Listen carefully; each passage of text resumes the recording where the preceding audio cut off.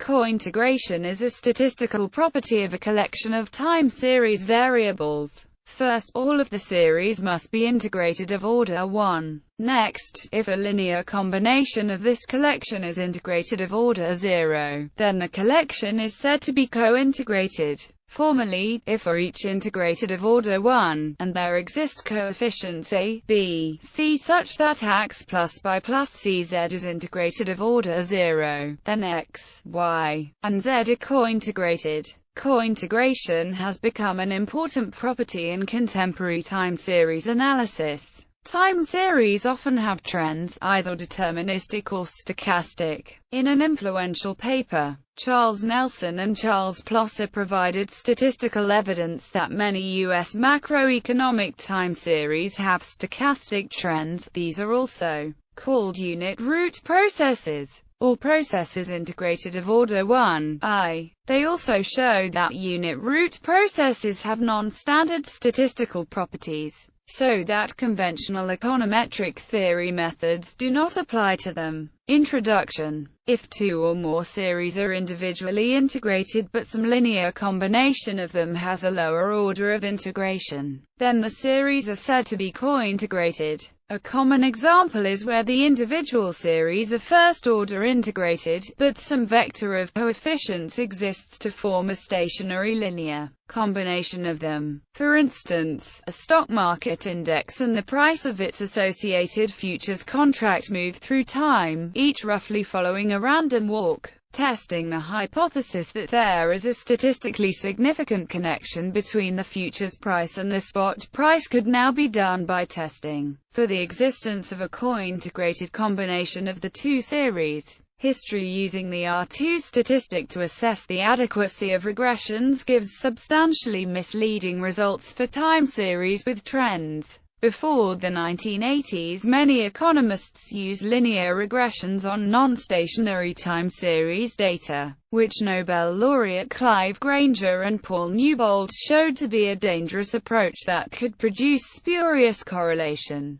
since standard detrending techniques can result in data that are still non-stationary. His 1987 paper with Robert Engel formalized the cointegrating vector approach, and coined the term. For integrated I processes, Granger and Newbold showed that detrending does not work to eliminate the problem of spurious correlation, and that the superior alternative is to check for co-integration. Two series with I trends can be co-integrated only if there is a genuine relationship between the two. Thus, the standard current methodology for time series regressions is to check all time series involved for integration. If there are I series on both sides of the regression relationship, then it's possible for regressions to give misleading results. The possible presence of cointegration must be taken into account when choosing a technique to test hypotheses concerning the relationship between two variables having unit roots. The usual procedure for testing hypotheses concerning the relationship between non-stationary variables was to run ordinary least squares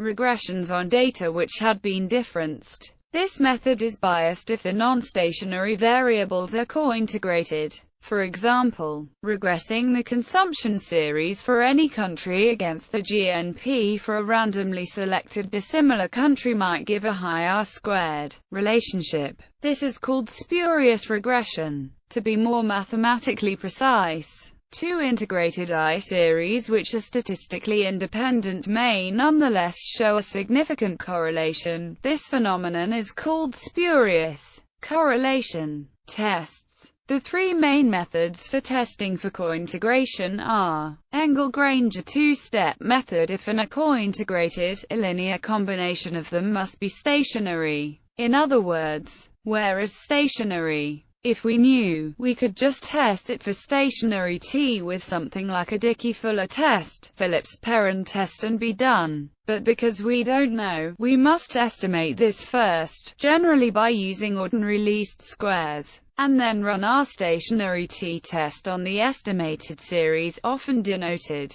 A second regression is then run on the first differenced variables from the first regression, and the lagged residuals is included as a regressor. Johansson test. The Johansson test is a test for cointegration that allows for more than one cointegrating relationship, unlike the Engel-Granger method, but this test is subject to asymptotic properties, i.e., large samples. If the sample size is too small, then the results will not be reliable and one should use autoregressive distributed lags. Phillips-Ulliarise cointegration test. Peter C. B. Phillips and Sam Ulliarise show that residual base unit root tests applied to the estimated cointegrating residuals do not have the usual Dickey-Fuller distributions under the null hypothesis of no cointegration. Because of the spurious regression phenomenon under the null hypothesis, the distribution of these tests have asymptotic distributions that depend on the number of deterministic trend terms and the number of variables with which cointegration is being tested.